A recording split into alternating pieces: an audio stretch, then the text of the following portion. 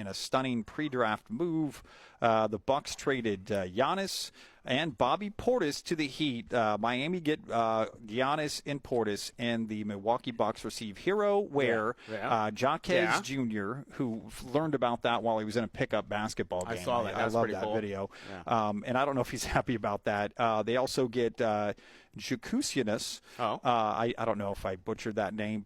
3 first-round draft picks, including 2026, number 13 overall, and a 2030 pick swap. Lots of stuff. All that stuff, all those picks, you could.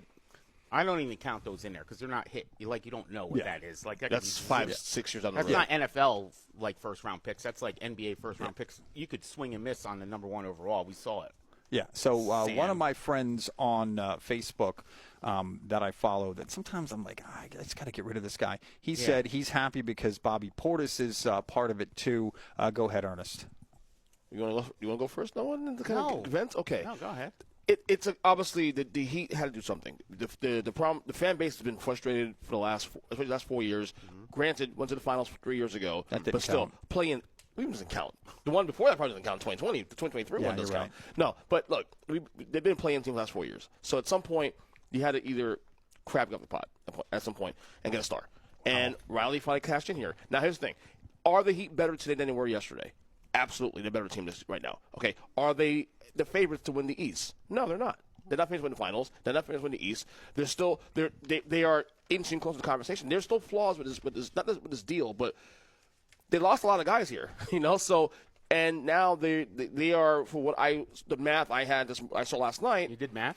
Yes, I did math. It's EJ math, so we'll see what happens there. So right now, as you know, with the economics of the NBA, there's the aprons, the first apron, second apron.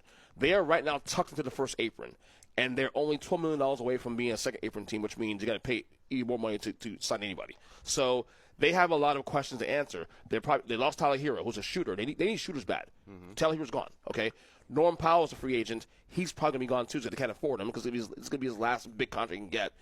So he's not going to take a discount for the Heat, honestly. So they have challenges here in terms of adding. To me, really, the big issue here is shooters. They need shooters because this is a good team. This is a throwback team. To be honest with you, this team, Noah, is a team you will like based on the '90s Knicks because this is a very. There'll be a lot of 75, 73 games with this squad because there's no shooters here. So off the rip, this team, this starting lineup is probably the best defense in basketball with Bam and Giannis and Davion Mitchell and even Andrew Wiggins. Top tier defense in the league right there. I saw somebody post that on Facebook the other night. I unfollowed him. Right. It was you. Right. It was me again. Of course it was me. But the reality is, though, there's still work to do here. Obviously, you get a guys with top 6, 7 player in the league still in the league. Mm-hmm.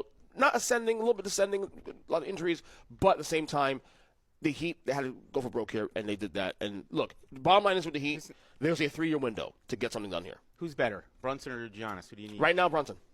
Right now, Brunson. So you make a move for a guy that's worse than the guy who just won the championship in your division. So what do you do? Do you stay a playing team? Do you just not do anything? No, you got to make. That's what I'm saying. I don't know. I don't know if that is the move, getting a dominant force inside like that. The way the NBA is playing right now. There's reasons behind this trade, and you're going to call it one of those win-wins, right? Like you normally do. Right? It's a win in terms of okay, you have star power now. Mm-hmm. Okay, you can get butts in seats. There will be they are now a playoff team. That's now. a good point. With this move, so this is larger than an NBA transaction. Right. This is for the city of Miami and South Florida because literally they have nothing going on in sports right now. The Miami Dolphins dismantled their whole team. The Marlins are the Marlins, and they do what they do. They've been dismantled now, for years. The hockey's always there, and they're making moves. And we'll talk about that. But now the Heat are trying to carry the ball a little bit to make up for some of the lack of good sports there. And this move may or may not do it, but it will put butts in the seats and sell tickets, and he'll be on the billboards and the banners and all that other stuff in there. But will equal a championship? I don't believe so. I don't think so. The problem is too. Also, the economics of the NBA has changed now. Mm-hmm. Where free agency is no longer a thing anymore. No one gets there. Most teams now lock in their stars before the contracts run out. Right. So we can't look at the NBA the same way we did 10, 15 years ago when LeBron was on the market and Wade was on the market. Those days are over. Okay, so basically to get stars, you have to just give up things to get things. And the Heat, it required that to happen. So we got the questions. Answer those questions. What is their 2-year plan? They need what's the plan here? So the good thing with Miami, we're about depth right now. the one thing they're good at is scouting. They are by far. Oh, that works the good when you best trade all your draft picks away. They have shown for the last 10 years great. they are by far the best team when it comes to scouting and finding bargain players, undrafted players, and making them guys. They gave all their picks up, Ernest. But again, they've done this for years now. Duncan Robinson, undrafted, became a big role player of this team on a finals team. Yeah. You're looking at guys like Kendrick Nunn, the guys like Gabe Vincent, guys who so they're saying they draft better than everybody, so they could give up all those picks.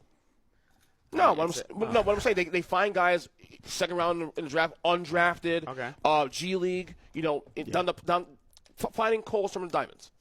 They're good at that stuff. They're the best in the NBA at doing that. So they're gonna have to rely on that again to build on Giannis, because again, the economics gonna make it hard for them to get another big piece or even a mid-low piece at this point.